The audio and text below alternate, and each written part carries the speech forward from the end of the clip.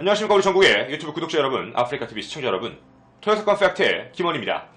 오늘은 2017년 10월 14일 여러분들과 26번째 사건 팩트를 드디어 시작하게 됐습니다. 아마 이 사건에 대해서 어느 정도 아시는 분들은 이거 아직 안 끝난 건데 왜 토사팩에 하죠? 이거 이루 미스테리 극장에 넣어서 좀 미스테리한 이야기로 진행해야 되는 거 아닙니까? 라고 하실 것 같아요. 근데 제가 오늘 이 이야기에 대한 건 어느 정도 결론을 좀 내려보고자 합니다. 물론 아직 결론이 나지 않았지만 무언가 모방살인, 모방범죄에 대한 느낌도 어느 정도 들고요. 그리고 어떤 생각을 가지고 있는지도 어느 정도 느낌은 좀 오는 것 같아요. 그래서 오늘 그거에 대한 근거, 또 이 사람이 도대체 무슨 일이 있던 건지 오늘 그 사건에 대해서 하나씩 시간별로 낱낱이 파헤쳐보고자 합니다. 한번 오늘 이야기를 이제 본격적으로 시작해보도록 하겠습니다. 오늘의 첫 번째 주인공은 바로 이분이십니다. 오늘 여러분들과 이야기의 시작을 함께할 분이죠. 2017년 8월 11일 새벽이었습니다. 불과 2달 전의 일이네요. 경찰로요. 어떤 남자의 전화가 옵니다. 되게 긴급한 전화였습니다. 그의 이름은 스테판손입니다. 스테판손은 전화를 해서 내 여자친구가 지금 집에 돌아와야 할 시간이 지났는데 연락이 안 된다. 뭔가 이상하다. 내 여자친구는 실제 어느 잠수함을 하나 확인하러 취재를 하러 갔었는데 거기에 가서 분명히 언제 온다고 했는데 지금까지 연락이 되지 않아서 뭔가 느낌이 이상하다. 이런 사람이 아닌데 그렇다. 그리고 잠수함의 위치도 확인되지 않으니 한번 수색을 해달라 라고 경찰에 신고를 하게 됩니다. 경찰은 수색 및 구조 작업을 같은 걸 같이 시작을 합니다. 혹시 침몰했을 수도 있으니까. 침몰했으면 이제 구조를 해야 되니까요. 그래서 코펜하겐 남쪽 코게마네에서 잠수함 하나를 발견하게 됩니다. 생각보다 금방 찾았습니다. 그날 아침에 찾은 게 다니까요. 바로 이 사진입니다. 이게 오늘 나오게 될 사건의 가장 중요한 사진이라고 보시면 됩니다. 처음 위치를 확인을 하게 된 거죠. 조금 줄였다 이따 한 번씩 크게 해서 보여드릴게요. 가까이 가봤더니 배 한 대, 잠수함 한 대가 잠수하지 않은 상태로 그대로 떠있던 겁니다. 좌초가 된 게 아니구나 라는 생각에 수색 작업 및 구조 작업을 하기 위해 경찰은 가까이 진입을 합니다. 근데 보트가 배에 가까이 딱 가는 즉시 갑자기 잠수함이 작동을 하면서 침몰하기 시작합니다. 당황을 한 거죠. 구조를 하러 들어가다가 보트는 바로 빠집니다. 함께 휩쓸릴 수도 있으니까. 그걸 멀뚱히 쳐다보고 있는데 그 배 안에서 저 위쪽 뚜껑을 열고 누군가가 뛰쳐나옵니다. 어떤 남자죠. 어떤 남자가 배 밖으로 튀어올라 구조원 쪽으로 헤엄을 치면서 오게 되고 그렇게 이 사람을 구조하게 됩니다. 너무 당황한 경찰은 저거 뭐예요? 라고 얘기했더니 지금 잠수함이 고장이 나서 오작동을 하고 있습니다. 라고 얘기를 합니다. 그래서 침몰한 거예요. 라고 얘기해서 경찰도 그런가 보다. 그럼 저 안에 더 사람이 없습니까? 네, 없어요. 그럼 당신만 있는 거죠? 네, 저거는 소형 잠수함이기 때문에 상관없습니다. 그래요. 데리고 나옵니다. 이렇게 구조가 된 사람은 바로 이름이 원래 영어로 하는 것과 좀 다르죠. 이게 그 나라 사람, 스웨덴 사람의 발음으로는 파더마드센이라고 부른다고 합니다. 파더마드센이라고 하는데 파트마드센이라고 불리는 것 같아요. 파트마드센, 바로 이 사람입니다. 당시 생존할 당시의 사진도 있어요. 이 사람이 누군지가 되게 궁금하실 테지만 한 가지씩 좀 얘기를 드리면 이분은 1971년 1월 12일생이십니다. 덴마크 우주공학자이기도 하고요. 예술기술자, 잠수함 건설을 하고 기업 비영리단체 등의 CEO입니다. 알려져 있는 바로는 백만장자라고 불려져 있습니다. 실제로 이 사람이 생존 당시, 구조 당시의 모습입니다. 이런 모습으로 구조가 됐던 거죠. 어떻게 이 개인이 잠수함을 갖고 있을까라고 하실지는 모르겠지만 되게 여러 가지 사업을 하는 어떻게 보면 청년 사업가라고 봐주시는 게 제일 좋을 것 같아요. 실제 2008년에 크라우드 펀딩이라는 걸 해가지고 40톤급 잠수함을 만들고요. 여러 매체와 인터뷰도 가져서 얼굴이 이미 알려진 사람입니다. 여러분이 되게 잘 알고 있는 테드라는 데에 나와서도 연설을 실제로 했던 사람이에요. 이게 테드입니다. 여기에 나와서 연설을 할 정도로 굉장히 이름 알려진 사업가라고 보시면 될 것 같아요.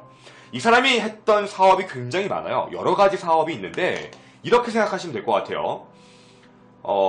최초의 사업이 대부분 잠수함 사업으로 시작을 했다가 잠수함 사업의 UC1, UC2, UC3까지 만들고 이 모든 내용을 끌고 가서 결국에는 어디까지 오게 됐냐면 우주 프로젝트요. 로켓까지 쏘아 올리겠다라는 계획까지 세웠던 엄청난 사람입니다. 그러니까 약간 우주 쪽, 기계 쪽에 굉장히 관심이 많았던 어떻게 보면 발명가죠. 발명가로서도 알려져 있는 사람입니다. 실제로 이 잠수함을 만드는 데 있어서 UC1부터 만들어가지고요. 세 번째 작품을 만들기까지 바로 지금 여러분이 보시는 이 잠수함입니다. 이 잠수함을 만들기까지 약 20만 달러 이상의 건설 비용을 썼다라고 합니다. 돈을 정말 많이 쓴 거죠. 그래서 초소형 1인이 탈 수 있는 개인용 잠수함을 저렇게 만들게 되신 분입니다. 여기까지 알아보고 그냥 대단하신 분인데 어쨌든 궁금했던 게 하나 있었던 거예요. 어떤 게 궁금했던 거냐면 다 좋다 이거예요. 분명히 남자친구의 신고가 먼저 들어왔습니다. 내 여자친구가 연락이 되지 않는다. 경찰이 제일 궁금했던 건 두 가지였던 겁니다. 구조를 하고 나서 첫째, 잠수함은 왜 침몰했습니까? 정말 천연덕스럽게 이 사람이 얘기합니다. 그냥 고장나서 침몰한 거예요. 전날 문자 기록도 보시면 아시겠지만 고장났다라는 문자를 보낸 적이 있어요. 저는 이게 고장나서 침몰한 겁니다. 그렇군요. 로 넘어가요. 그리고 두 번째 질문을 던집니다. 그럼 당신과 같이 있던 바로 스테판 찾던 그 여자, 이 사람의 여자친구였던 이름은 킴 월시입니다. 킴 월시는 어디에 계신 겁니까? 라고 질문을 던집니다. 근데 이 사람이 이런 얘기를 해요. 킴 월시는 저하고 그날 8시 10분경에 8시 10분, 그러니까 8월 10일 저녁 한 8시쯤, 7, 8시쯤에 만나서 인터뷰를 했어요. 같이 만나서 인터뷰를 하고 이렇게 이런저런 얘기하다가 같이 잠수함을 잠깐 타보려고 했는데 고장이 나가지고 이거 안 되겠다 싶어서 한 3시간 정도 얘기하고요. 그리고 내렸다고요. 내렸습니다. 이렇게 얘기합니다. 내려서 집에 갔어요. 그러니까 저도 그 사람이 어디 있는지 모릅니다. 이렇게 얘기를 합니다. 지금 이 사건이 이상하게 꼬여갔던 건 킴월 실종 사건이라고 생각하고 시작을 했는데 잠수함을 구조해서 사람 한 명 구했고 막상 킴월 씨는 사라져버린 겁니다. 경찰은 킴월 씨에 대한 조사를 시작할 수밖에 없었습니다. 찾아야 되니까. 이 사람은 실제로 8월 10일 실종이 됐는데 이분은 스웨덴 언론인입니다. 굉장히 유명하신 분이고 컬럼비아 대학에서 대학원까지 졸업을 하신 일종의 수재십니다. 이런 뭔가 이렇게 생각하시면 될 것 같아요. 뭔가 발명하고 사업하는 사람들에 대한 굉장히 관심이 많았습니다. 그래서 이 분과도 같이 인터뷰 요청을 하고 같이 인터뷰를 같이 진행을 했던 거죠. 그래서 이 마데스는요, 똑같이 자신의 주장을 똑같이 합니다. 우리가 그날 여행이 취소가 되었다고 얘기했고 3시간 정도 이후에 집에 간 사람입니다. 그래서 경찰은 그냥 실종? 이 정도로서만 생각을 하고 조사를 다시 시작을 하게 된 거죠. 근데 이상한 일이 시작됩니다. 뭔가 조사를 시작하면 시작할수록 말이죠. 자꾸 뭔가 말도 안 되는 소리를 내요. 진술이 계속해서 뒤바뀝니다. 그 진술의 번복의 과정을 지금부터 하나 보여드리겠습니다. 시간대별로 정리를 해서 가지고 왔습니다. 8월 10일 취재차 두 사람은 같이 만났습니다. 그리고 증거 사진까지 남아있었습니다. 남자친구가 찍어놨거든요. 바로 이 사진입니다. 살해생전 마지막 모습입니다. 이 사진을 찍고 그냥 인터뷰를 더 한다고 생각하고 다 귀가를 했는데 이렇게 사라지신 겁니다. 결국 남자친구가 뭔가 느낌이 이상해서 8월 11일 새벽 남자친구가 신고를 하게 됐던 겁니다. 그리고 8월 11일 오전 10시 30분 실제 경찰들이 아까 말씀드렸던 잠수함을 찾게 된 거죠. 잠수함을 찾아서 거기에 있는 남자, 파든스를 구출하게 됩니다. 파데슨에 대해서 구출하고 나서 파데슨이 지금 이 여자의 행실을 모른다고, 어디 있는지 모르겠다, 행방을 모르겠다고 얘기하니까 어쨌든 조사는 같이 해봐야 되니까 과실치사에 대한 부분을 일단 두고, 책임이 약간 있을 수도 있으니까 조사를 조금 시작을 해본 겁니다. 그런데요, 경찰이 이날 한 가지 조사를 같이 시작합니다. 잠수함이 들어갔는데 이게 정말 어떻게 해서 들어간 건지를 확인해 본 거예요. 잠수부가 들어갔는데 약 7m 깊이의 잠수함이 수장되어 있었습니다. 근데 거기에 가까이 접근을 해보려고 했는데 안에 들어가는 건 압력 차이 때문에 좀 힘들었고 꺼내는 것도 좀 힘들 것 같아서 외관상으로 봤는데, 노트, 쉽게 얘기하면 닻이 움직여서 내려간 흔적이 있어요. 누가 조종을 해서 내려갔다는 흔적을 발견합니다. 뭔가 여기서 잠수부는 느낌이 이상해서 이걸 경찰에 보고를 하고, 경찰은 이거 뭔가 의도적으로 가라앉힌 게 아닐까라는 의심을 하고 파데슨을 유도신문을 시작을 합니다. 그랬더니 파데슨이요, 8월 12일 날 진술을 번복합니다. 사실은 사고가 났어요. 그 안에서 사고가 나가지고 제가 어쩔 수 없이 바다에 묻었습니다. 사고가 나서 돌아가셔서 바다에 묻었다고 진술을 해요. 근데 문제가 뭐냐면 어떻게, 왜, 아무것도 얘기를 하지 않아요. 그냥 돌아가셨대요. 경찰은 조금 더 보강조사를 시작합니다. 그리고 8월 14일 여기까지 오죠. 고의적 침몰이다 라는 부분까지 확인이 끝납니다. 고의적 침몰이다 라는 걸 어떻게 알겠냐면, 내부에서 이제 내부로 같이 들어가는 작업을 시작을 했습니다. 잠수함을 끌어올려야 되니까 끌어올리는 작업을 하고 확인을 해봤는데 누가 봐도 고의 침몰. 왜냐면 고장난 흔적은 없었어요. 강제로 내린 거죠, 모터를. 일단 의심이 가니까 몇 가지를 더 조사를 해봅니다. 그런데 8월 21일입니다. 저 여러분들이 당황하실까봐 단어명을 영어로 적어왔습니다. 8월 21일 남서부 해변가에서요, 자전거를 타던 지나가던 행인이 무언가 이상한 물체를 발견합니다. 저게 뭐지? 가까이 가서 봤더니 몸통입니다. 아무리 봐도 사람의 몸통 같은, 다리와 팔과 목이 없는 사람의 몸통으로 보이는, 그것도 여성의 몸통으로 보이는 뭔가 이상한 걸 확인하게 됩니다. 곧바로 경찰에 신고를 하죠. 그리고 이렇게 몸통이 찾아지게 됩니다. 실제 몸통을 찾았을 때의 사진입니다. 그래서 이 부분에 대해서 조사가 들어갑니다. 일단 혹시 김월 씨가 맞나? 그 부분에 대해서 DNA 검사를 시작을 해봤는데 안타깝게도 김월 씨의 시신이 맞다라는 걸로 밝혀지게 됩니다. 분명히 사고사를 대해서 자기가 그냥 수장했다라고 얘기했는데 수장했다고 얘기하는 사람이 목, 팔, 다리가 없는 상태로 발견이 돼버린 겁니다. 그리고 경찰이 여기서 또 놀랄만한 사실을 하나 발견하게 됩니다. 목, 팔, 다리가 너무 완벽할 정도로 절단이 되어 있던 겁니다. 어떤, 예를 들자면 물고기한테 물어 뜯겼다든가 그런 흔적이 아닌 굉장히 날카로운 곳으로 잘린 흔적, 누가 봐도 시신을 훼손했다라는 흔적으로 보일 만한 그런 몸통으로 확인된 겁니다. 경찰은 비밀로 합니다. 유도신문을 해야 되니까. 그리고 약 15일 정도간의, 보름 정도간의 보강수사를 걸쳐서 진술을 또다시 받아냅니다. 말을 바꿉니다. 8월 23일 고의적 훼손이라는 게 확인이 되고 9월 5일 법정 증언에서 훼손이라는 부분을 어느 정도 얘기를 합니다. 어떤 훼손이냐면 자기는 직접적으로 사람을 훼손하진 않았습니다. 이런 얘기를 해요. 난 사람 자른 적 없어요. 저는 사실 이게 어떤 일이었냐면, 법정 진술입니다.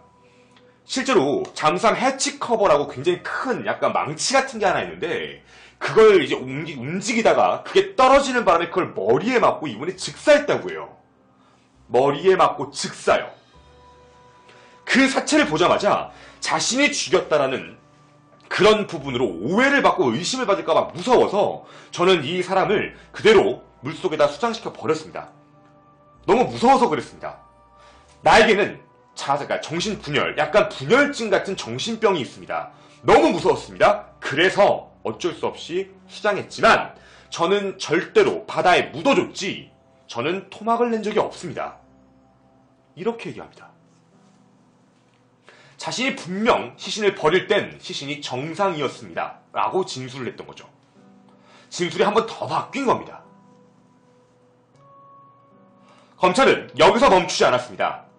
왜냐면 아직 증거물이 하나 남아있거든요. 그 증거물은 바로 잠수함입니다. 잠수함을 들어 올렸을 거라는 걸 파더스는 몰랐던 것 같습니다. 잠수함을 실제로 들어 올리고 이 안에 있는 내부 조사를 본격적으로 검찰과 경찰은 시작하게 됩니다.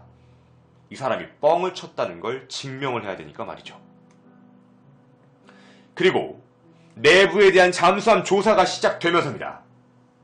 어마어마한 증거들이 하나씩 나오기 시작을 합니다.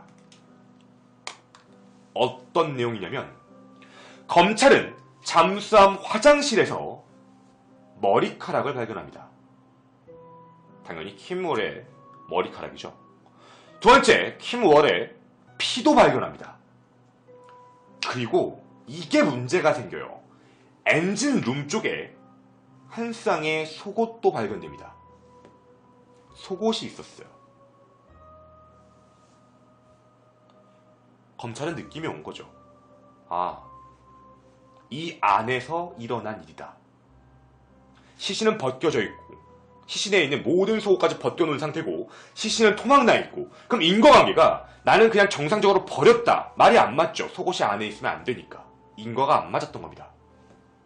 그리고 목격자들의 여러 가지 진술들이 함께 부여가 되는데 파데스는 실제로 그 참수 비디오 있죠. 사람이 목이 잘리는 영상을 보면서 그 일종의 질식 성행위를 하는 걸 되게 즐겼다고 해요. 그러니까 약간 성적인 면에서 되게 이상적인 사람입니다. 뭔가 이상행위를 많이 했던.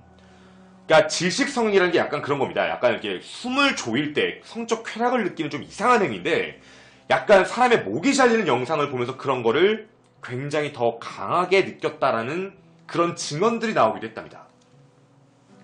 더불어 놀랄 수밖에 없었던 이유는 여기서 끝나지가 않았습니다. 수사관이었던 존 몰러 씨가 실제 인터뷰를 한번 했을 때 뭐라고 이제 진술 발표를 했냐면 몸통이 현재 발견됐잖아요.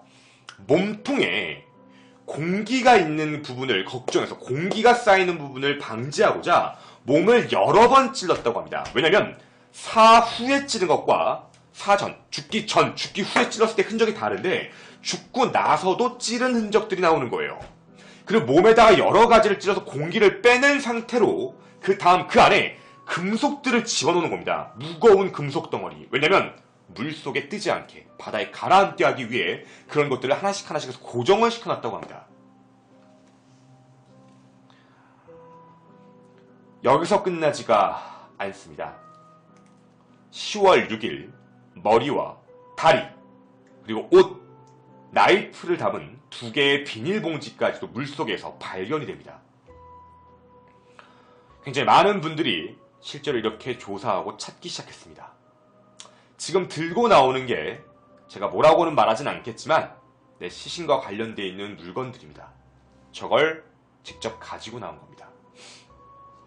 그래서 10월 6일날 머리 발견, 다리를 발견했습니다. 그리고 문제는 뭐였냐면 머리와 다리 그리고 가방 같은 것까지 전부 다 확인이 됐는데 머리에도 똑같이 금속을 다 박아놨고 다리에도 전부 다 금속을 박아놨다고 합니다. 가방에도 여러 가지 금속물들이 들어가 있었다고 해요. 물에 떠오르지 않게 하기 위한 장치였던 겁니다. 그리고 여러분이 잊지 말아야 될 또 하나가 있네요. 드디어 머리가 발견된 겁니다. 경찰은 곧바로 10월 7일 머리를 부검합니다. 머리를 부검한 이유는 되게 단순합니다. 분명 파데스는 진술을 킴월 씨는 위에 있던 해치에 맞아서 그렇게 해서 돌아가셨다라고 했습니다. 사람이 머리에 뭔가 맞아서 죽을 정도의 충격이면 분명히 뭔가 외상이 있을 거라 판단하고 부검을 해봤지만 실제 두개골에는 어떠한 흔적도 없었습니다. 거짓입니다. 해시커버에 맞아서 돌아가신 기록은 아예 존재하지 않는 겁니다.